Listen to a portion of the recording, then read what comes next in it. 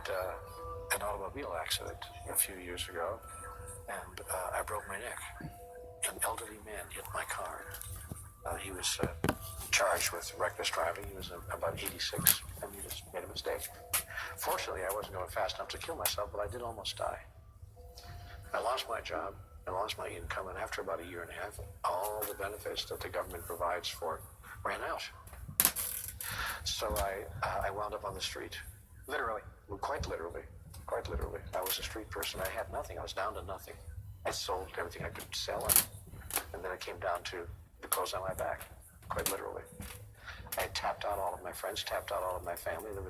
Nobody wanted to give me any more money. I mean, I'd really reached the end of the line. And so now I found myself on the street, and not for a week or two, but for the better part of a year. It's a long time to be outside.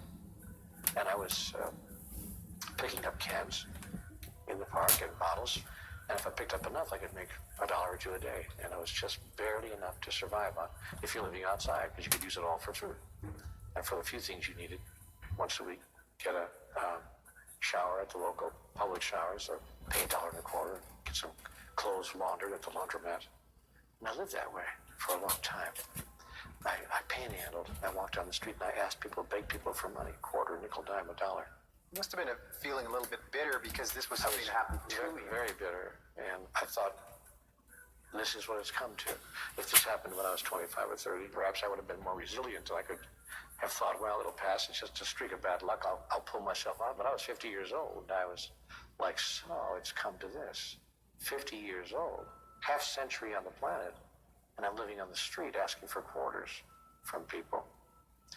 And I was very bitter and very angry and very upset. And I was eating out of dumpsters, eating other people's thrown away food. By the way, it's remarkable how much food people throw away. And I was grabbing the dumpster diving and grabbing whatever I could out of the dumpster, people's roadkills, unwanted stuff. And newspapers were always in there, and I would read every day the want ads, the classifieds, if I could find them. And one day I saw an ad in classified that some local radio station in the town where I was camping out, I was looking for a weekend radio. Now, so I just happened to spend 25 years in broadcasting. I thought there aren't very many people in this small town who can walk in there with 25 years of broadcasting. Of course, I looked like a bum. I mean, my hair was down to the middle of my back. I hadn't shaved in months. I hadn't taken a shower in 3 days, and nor did I have the money to do so. I mean, there was a lot of money to take a shower, $1.25 at the local campground, as I said, and $1.25 was big money, big money. So, but I managed by hook or by crook to get to that radio station and do an interview.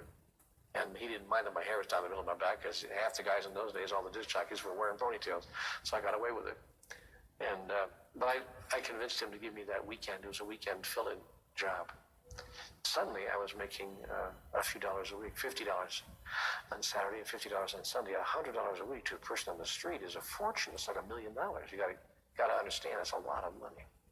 I'm suddenly making $400 a month, and of course, I was going back to the campground, handing it out to all my street pals, because you know, when you're on the street, you form a little club, and you work together to survive. So I got a full-time job. Now I was making all of $1,200 a month, which, you know, that's a lot of money to a guy who's been living on the street for a year. You learn how to appreciate things, you know, in context and by the contrast. So I then managed, of course, to get myself a little apartment, a little one-room apartment, and get some food, and actually buy a few new clothes for the first time in 3 years, and all of that. And I even found a little jalopy car I purchased. And before I knew it, I was back into the swing of things. I even had a lady friend, and life was starting to look normal again. It took about 6 months to put it all back together.